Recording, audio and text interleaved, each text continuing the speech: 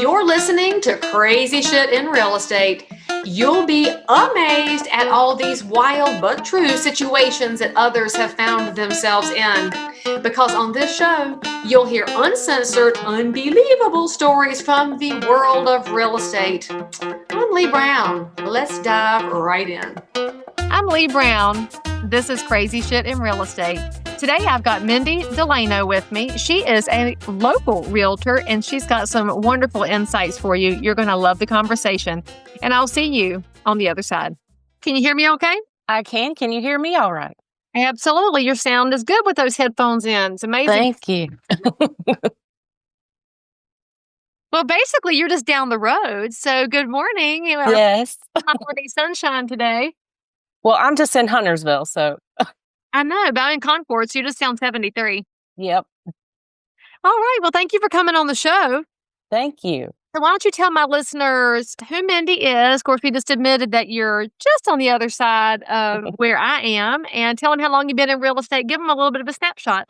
So this is my office. First of all, excuse the vacuum cleaner and the taken down bathroom mirror for renovations. I mean, vacuum proves that you're clean, so I think we should brag about it. And my awards for Premier South Awards. But anyways, I'm Mindy DeLano, and I am a real estate agent here in the local Charlotte market, and I've been in Charlotte for about 30 years. I grew up in Winston-Salem, North Carolina, so okay. Charlotte is home to me. I graduated from UNC Charlotte with a degree in English. I've worked in, I like to say, all aspects of Charlotte, so NASCAR, banking, healthcare. So my job before I was a real estate agent was 15 years in healthcare. So I bring a lot of customer service to the table. So now, were you working at Baptist up in Winston-Salem before you came here? No, I worked for a small company here in the Charlotte area that was a third party. So all those people, you see those pharmaceutical drug companies commercials on TV. They say, if you can't afford the drugs, call so-and-so. That you? We were so-and-so. Oh. Well, those commercials drive me nuts, but that's a whole different conversation. It is. That's a problem. But so let's see, 30 years ago, that would be when Big Tobacco was winding down in Winston-Salem. Was your family involved with Reynolds or with Big Tobacco at all? Yes, my dad worked for Reynolds, so. Oh. Yep. So that they were like the golden people for a long time. Sure were. Oh, and what got solved by all those class action lawsuits? Oh, nothing. Oh, okay. Correct. Just take all our jobs and move them away. No big deal. That's right. That's craziness. Okay, so 30 years in Charlotte. Have you lived in Huntersville the whole time? Because Huntersville was a teeny town with the Cashins back then. It was. No, I used to travel to Lake Norman back in the mid-90s, but I have lived in the university area of Charlotte. I lived there for a long time after I graduated, and then I moved to Huntersville in 2005, so I've seen it grow. Yeah, you were there when the first subdivisions were really getting big, but it's nothing like it is now. It's wild. No, I feel like I'm a settler in Huntersville. I mean, that's what's funny. And you're not even a native of the area, but you kind of are because you've been here before all of this stuff happened. Yes. I had to think of a different, like a word for the people who aren't from an area, but moved into it before it changed. So you're kind of native, you're semi-native. There's got to be. I know you're going to come up with something. We will, and we'll make great oodles and scads of money on it, Mindy, because I'm sure we can have stickers made for our vehicles or something, and people will buy. Love it. Right now, somebody listening or watching the show is coming up with the idea. You're welcome. Just cut us in, at least name us in your blog post when you talk about it. All right. So out of healthcare, you move into the real estate space? Yes, ma'am. How big of a transition was that? Well, so when I was in banking, and ironically enough, I was in corporate real estate. So I got to see kind of how the banks deal with, U-Haul mortgages and those kinds of things. But I had always loved real estate. I mean, I was always looking at it. So it was kind of a no-brainer when a family friend of mine said, Mindy, have you ever thought about real estate? And I looked at her and I said, Yeah, I have. And the rest I is do history. I do wonder how many people get into real estate because somebody sees something in them that makes them think real estate. And it doesn't always pan out, but it is often a profession that you're suggested to because the guidance counselors do not tell kids in high school, oh, you should totally be a realtor. They don't bring that up. They're But now called student services. oh, is that what it's called now? Well, they didn't serve my kids, but that's a different discussion for a different day too. Because they pick and choose their favorites, but that's a whole different conversation. I loved my guidance counselor. She was wonderful. Of course, she was also 853 years old when I was in high school. And so if she's still alive, then she's a lot older than that now. And if you're watching this, I love you, Nan. All right, but I think she's dead. Her son probably watches my show, though. So, hey, David, what's up? And- I'm going to want to get myself in trouble one day. But anyway, how did I get there? Oh, you were suggested to go into real estate. So did the person who suggested that tell you why? Or did they just look at you and say, you ought to do this? Well, they had been in the real estate industry for a long, long time. Oh, Worked with one of our friends, Bill Gallagher. we love Bill. We love Bill. Take a sip of something. I will, in his honor. I'll get my sparkling water. Got my Stanley. Look, Bill, we're going to take care of you.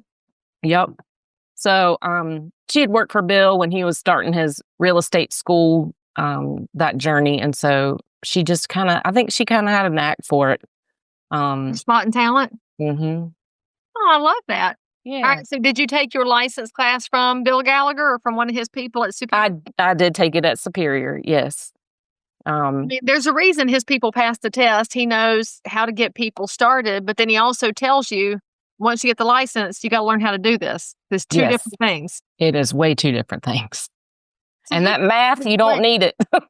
I mean, it'd be nice if realtors could do math, but they also can't do English. And since you have an English degree, Mindy, can we just discuss how apostrophes have taken over the world and all the places they don't belong? Correct. Well, I'm guilty of it too. So. I about lost my mind. I was buying a wedding present for one of my cousins, and I was on Etsy buying them something with their new last name on it. And every last thing has apostrophe S, and there is nothing possessive about putting your name on a house. Stop it, people. I don't know who has the power to make this stop, but apostrophes gone wild is maybe that's the English program I'll put together in my next project, and you can co-author that with me, Mindy. Sounds like a good plan. Grammar gone wild. That actually, the sad thing is that would, it would be very popular.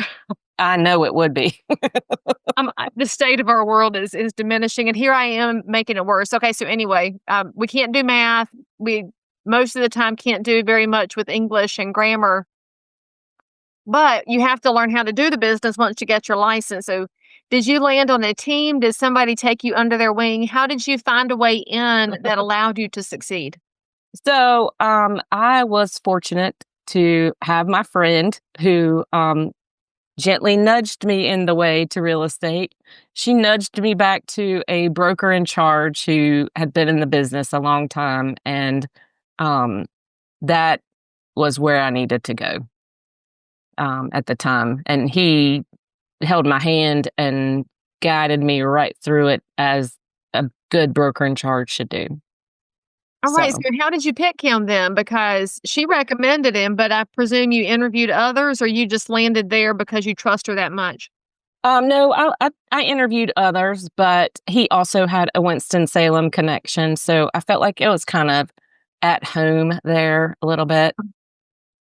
So the same thing that connects us to buyers and sellers connected you to your broker when you find that common thread. Yes. And the common thread wasn't money. It was not. It was definitely how you connect with people. Which is never talked about really between agents and brokers, because often the conversation just goes to client relationships. But would you say that your success hinged on the broker with whom you affiliated right out of the gate? Does he get credit for you surviving 2 years? He does. But only because he was there if I had a question, I could pick up the phone and call him. I wasn't pushed off to somebody else who was too busy to take my call or take my text when I needed to write my first, offer. That first offer was horrible. Well, it is scary because in the back of your mind, I remember my very first sale, and I was thinking that I don't know y'all are crazy. Why did you pick me? You've lost your minds. You should have picked. I'm questioning their belief in me when I've got the knowledge, and I had my dad as a mentor, and you've got your broker as a mentor, and you still question yourself because it is a really big deal what we do. It is. And it's more of the legal implications that are all on those forms, as you know. And they change every 5 minutes. I feel like I can barely keep up right now with all the form changes. And I'm an active practitioner. I don't know how somebody who's not active keeps up right now. They don't. There's no way. That's true. There's the nurse in you coming out, and probably like, what? Bottom line, poof. Yeah. Medical side lands the punch. All right. So, in the first 2 years, what is the biggest surprise you've had about coming into real estate that you didn't expect? Well, this is year 7. So I thought you were year 2. Okay. No. You can go back to your first 2 years then. First 2 years were prior to COVID. So, different market. North Carolina was heavy on earnest money then, not due diligence. And I still remind people, and I remind the audience today, neither are required in North Carolina. They are looked at heavily. But so the first 2 years, I was just kind of feeling my way out, feeling out where I fit with people, what type of buyers and sellers I worked well with. And, people ask me a lot, what's your buyer? And I'll say, first-time buyers. Oh. Because I was once a first-time home buyer. You never forgot that. Mm-mm. And I'm still in the same house I bought almost 20 years ago. Are you really? Mm-hmm. Very nicely done. Yeah. So that equity is... Have you paid it off yet? Are you getting close? Close. I mean, I think that's the mark of being medium aged. We don't think about the equity as much as we're looking at it's going to pay off. It's going to be free and clear soon. That's going to be a celebrating day, isn't it? Woo! It is. But we won't give Dave Ramsey all the credit, except that he does talk about it more than other people do. But all right, so you love your first time buyers. Yes.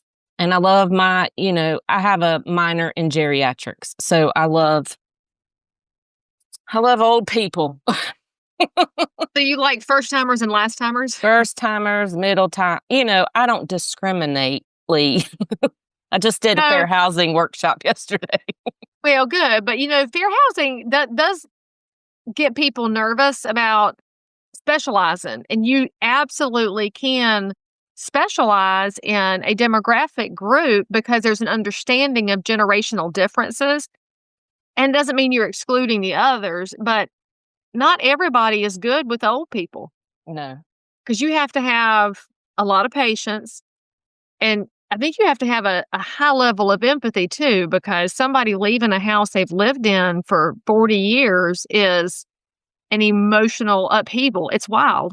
It is. And I don't think people realize that when they're like, oh, I'm getting ready to go to, my apartment at the assisted living. You're leaving 50 years of your house. It is going to feel some type of way. Absolutely. And especially if you're getting rushed into it by a family member. We won't call you out, kids, but don't rush your older people into moving, please. Please give them a minute to take a breath, detach, take a breath, donate, make y'all come take your stuff. I think that might be, now that I say that, maybe that's part of the issue right now, Mindy, because young people won't take stuff from their elders when they're moving. I'm sure you've seen that too. Mm-hmm. Yep. They've got this beautiful solid wood inherited furniture, and the young people walk in and say, I don't want that old stuff. They'd rather have something that's the box from IKEA, which is junk. And so it hurts the feelings of an elderly person who scrimped and saved and kept that piece probably for the next generation. Mm-hmm. You're on to something. Something to be said about that. I'm fascinated by it right now because I mean, my kids are almost 19 and 20, and they don't want the stuff we have around the house. And I'm like, but that was your great grandmother's piece, and it was the first store-bought thing our family ever owned, is this one little piece of furniture that she had to have. And my kids are like, eh.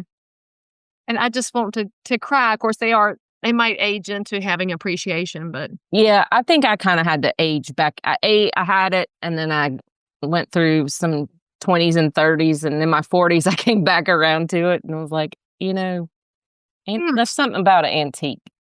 There is, especially, well, in today's throwaway world in specific. I feel the same way about houses. My heart just hurts when I go past an old home that is just falling in on itself because people quit paying attention to it. They said it's a tear down. Yes. It should be a commercial property. And you're like, no, that was a cool house. Please bring it back. Yes. I have trouble with new construction. Nothing against it, but I have trouble because I love a good character in a home. And you don't find that often with There's not the builders around here. Well, I do blame the model home era. I read a study that said, and I don't know how accurate it is, but that only 15% of the population can visualize. And so because people can't create the image, they go with what they can see, feel, and touch. And so a builder may have 10 floor plans, but they have 2 models. It's the 2 models they build over and over and over, except for the one person who picked the floor plan out of the batch. And you look at any of our subdivisions, they wind up with the models replicated different elevations. And so the anecdotal evidence would support that number, but it's a little depressing because then you do walk into houses with a buyer. You're like, okay, yeah, this is the elevation B. Okay, this is elevation D. It's got a little vinyl shake on it. It's wildly different. Yes. And there's gray floors instead of brown floors. Oh, but at least they're not honey anymore. So yay that the honey oak era has passed. Yes. It'll come back though. I mean, it will because leg warmers came back. True. But they didn't stay long. Did you notice that when the leg warmers came back? I didn't ever get on the train the first time. Yes, you did. You had to have some. Well, I danced. So yes, I had leg warmer. I danced for 13 years. So yeah. What kind of dance did you do? Classical ballet. Really? Did you ever dance Swan Lake? No, but I did dance with the School of the Arts. Did you really? Mm-hmm. That's amazing. Yeah. Do you still have your tutu?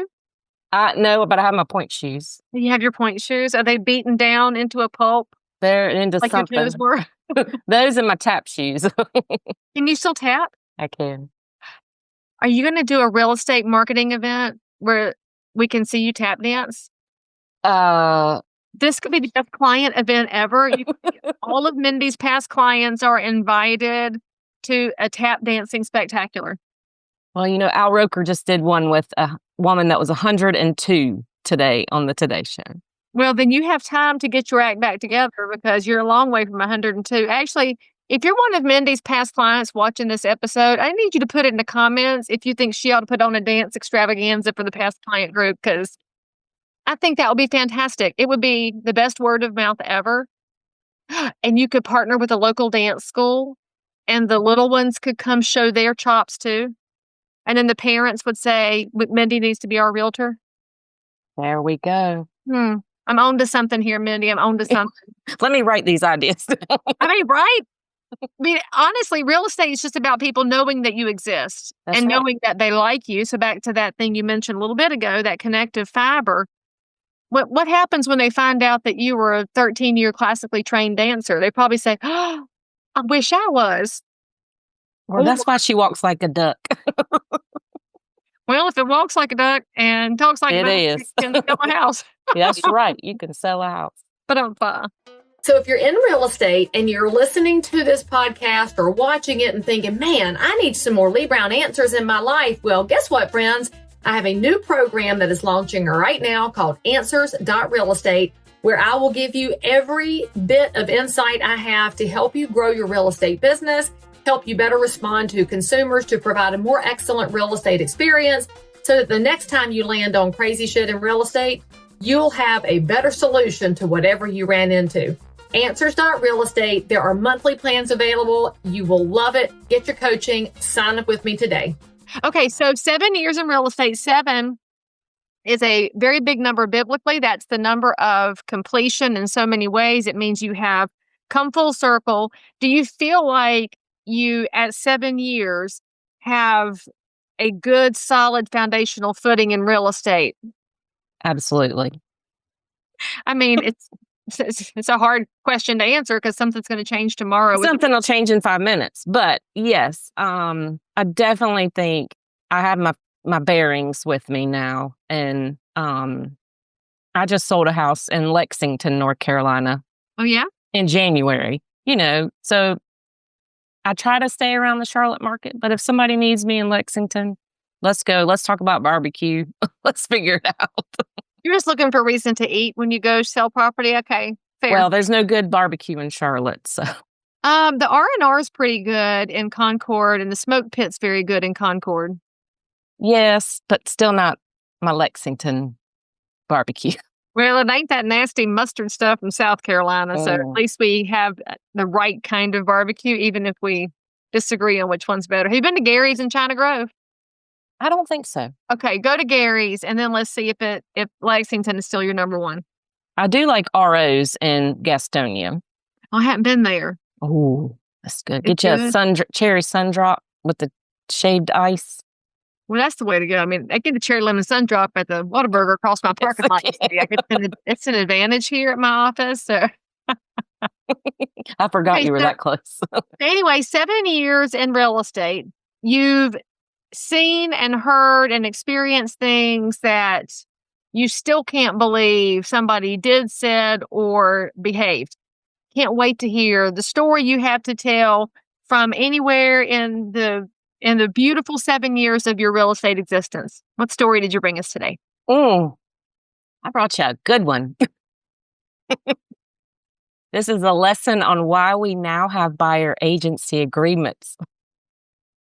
Oh, this is very timely then. Mm-hmm. Very timely. Got a referral from an out-of-state agent who found me on social media and thought we would pair well together. These folks were lovely, came, told me they needed to have property where they could have chickens. Well, we can't look in subdivisions. No. And you're scrolling through every single deed restriction before you even schedule anything in showing time. I believe we looked at about 50 houses. 50? Mm-hmm. What year was this? This is early in your career? 22. In 22, to find 50 houses means you were looking at everything in a 4-hour radius because we had nothing on the market. Correct. So you can tell, the miles that were put on the Jeep. A lot. And the last house I finally showed them, I was so frustrated. I was over it. They could tell I was over it. Oh. And we left, and I said, if you see anything else, let me know. So fast forward to January 24, my mother had to have deep brain stimulation surgery. So she has essential tremors. Oh. That's a story for another day. But anyways, the day she had surgery, they called another agent, signed an agreement with them. They did not. After 50 houses, while your mama's in surgery? While my mama's having brain surgery. Did not call and tell me. That's ugly. So I had hooked them up with a local lender. Mm-hmm. And that lender called me and said, you need to know what is going on here. That was not a nice phone call that I made after I got off the phone with that lender. Who did you call next? Did you call your broker and vent? Oh, no. I don't think I did. I think I just went right to the,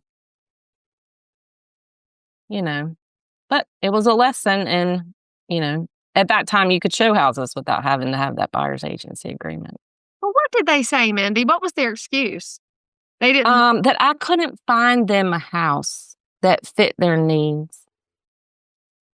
But every time we went into a house, and this is a lesson for anybody that's listening, every time we went into a house, their wants and needs changed. Oh. We started out with chickens, and then we thought we might get a small farm with some small horses and then get and grow and grow and grow. I'm showing you exactly what you've asked me to bring you. It's up to you to visualize and make it work for your family. But in the end, karma got them, and they were not able to close on a property. How do you know that? Did you call the lender and say, just let me know if they don't go through? I don't know how that information fell in my lap, Leigh. I mean, it's one of the secrets of real estate life that we don't often admit to, but you're obviously a very open and honest person. We do stalk the people that don't use us, and we do look them up if they list with somebody else, and we watch and see what happens. And with buyers, we like to know if it happened or not, just because we need to close the chapter. It's not because we're going to do anything about it. We just need to know. It's so interesting. Yep. So that one was one for the storybooks. It's the thing the public doesn't know about us. And we need to talk about it more as professionals, that the reason we get paid on commission is, and it feels high to some people, is because we take on an inordinate amount of risk. You've already mentioned the legal liability that we have as professionals, but it's also the risk that you undertook investing all the time and the gas money and the wear and tear on your vehicle and throwing knowledge at them constantly to never get compensated for that. And the public surely doesn't understand that when they think that we should work hourly, because if you had charged this person hourly, how much would they have paid you? A lot. Your house be paid off right now. It might have been. It was just, it was a lesson in how people treat other people and how that is. I said to them when I called them, you don't treat people like this. You're taking food out of my mouth, my family's mouth. It's just me and my dog Salem, but this is my business. Salem's got to eat too. This is my business. And so I just, I was like, this is not how you do that to people.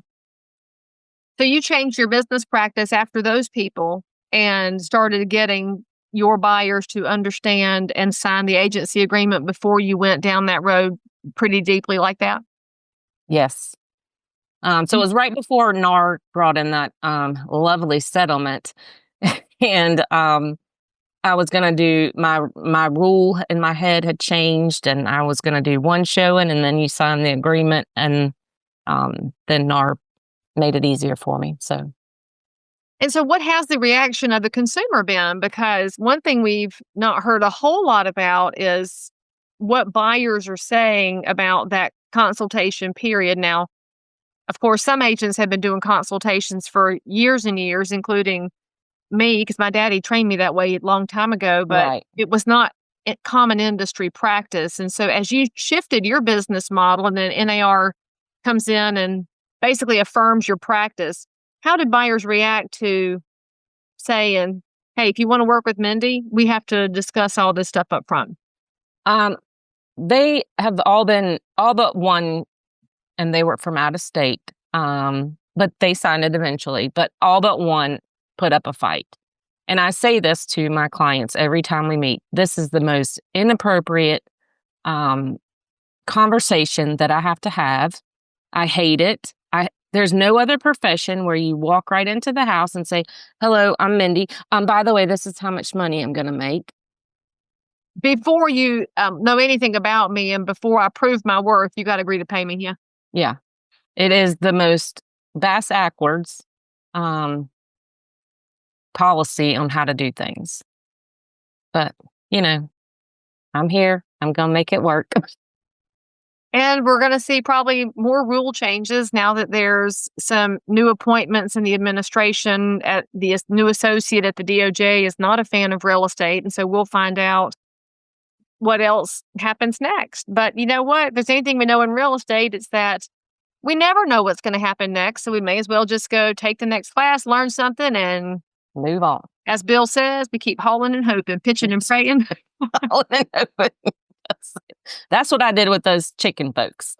You did. You hauled and hoped a lot, and you pitched and you prayed, and it just didn't work out. But God had a different plan. I mean, I'd say if you're a consumer listening to this and you're feeling a little bit riled up because you said, well, maybe they didn't like her. All right.